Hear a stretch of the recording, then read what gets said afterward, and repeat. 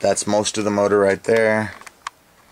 I've done a lot of polishing and porting on it. The whole valve cover, everything's all chromed out. The head's been painted with the True Fire. We got the True Fire intake manifold right there. It's all been redone. All that's been chromed out, all polished out, all done by hand. And later on tonight, when my neighbors go to sleep, I am going to make this bumper for you guys, and I'm going to show you guys how to do it and how to do it right, so that you're not fucking with a whole lot of material and you're not making a lot of shit that's really expensive here. Like, you know, you spend $700 on this bumper, when really, in fact, it's going to cost me $30 to make. So why the fuck would I spend $700 on something that's going to spend $30 to make? So, just letting you guys all know out there how cheap these parts actually are to make. You can use fiberglass reinforcement on the backside. I prefer not to do that. I'd rather spend $70 on making a part than go with the route that VIS and Sabon and all them go with, and they mix the fiberglass on the backside with a little bit of this matte right here. They paint that shit black and it just doesn't come out right. So I'm going to show you guys how to do it the right way. Now later on this week I'm going to be making a trunk too. So see, this is the mold.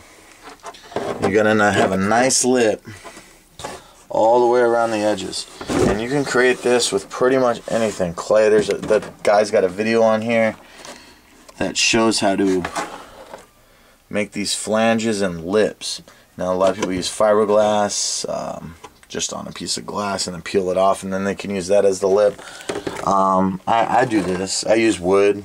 I pretty much use anything that I could think of to make these shapes and get these shapes just right on these edges, like right here where you want it to extend out. And all this is going to get cut out right here. All this will be cut out, all that will be cut out, all this right here will be cut out. All these parts will all be cut out. So you're not going to see that. So don't really concentrate your time on all this parts, because these ain't going to be there. You just want it smooth enough so it'll pop from the mold and not create a mechanical lock. Alright, you want it to be smooth back here. You don't want any ink caves right here. You don't want it to go inwards and have this part coming outwards, because you'll never get it out. You want to make sure all your lips are right. That's what you really want to concentrate on, is what's going to actually be seen. Now a lot of this shit can be fixed. You just put a coat of resin on it until it fills in all the little tiny holes and air bubbles and shit like that. And you are going to get air bubbles unless you're vacuum degassing, which there's probably a video on YouTube about it, on how to vacuum degas and what you need to make. But that shit's expensive to buy, and I don't have that kind of money, and I do this shit cheap. As you can see, I brush on my PVA really thick. I don't spray it. I don't make it look all pretty and shit, because it's all going to get clear coated afterwards anyway, so it doesn't fucking matter. So on a bumper, I'm going to tell you right now, there is no easy way to do this. It's going to be a bitch to pull.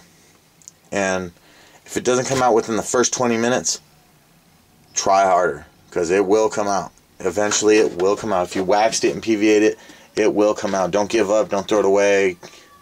It will come out. When you're making the molds, make sure you don't have any right angles. Get rid of all those fucking right angles. Go with straight edges. So you want everything to have at least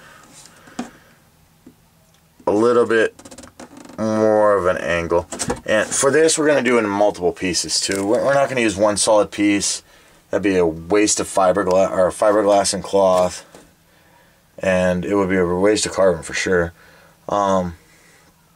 And you just aren't going to be able to get all these little air pockets out right in these corners everywhere, because that cloth isn't going to want to sit in all those positions at once and not be able to get mixed up. So I'm going to go ahead and fix this shit, edit it, and then start this as video 1 of 5. So stick with us. We'll be back soon, and I will show you guys how to do a carbon fiber front bumper for your guys' car using a stock front bumper. So You're going to get that nice stock look, but you're going to get that carbon look too. So, all right, stay tuned.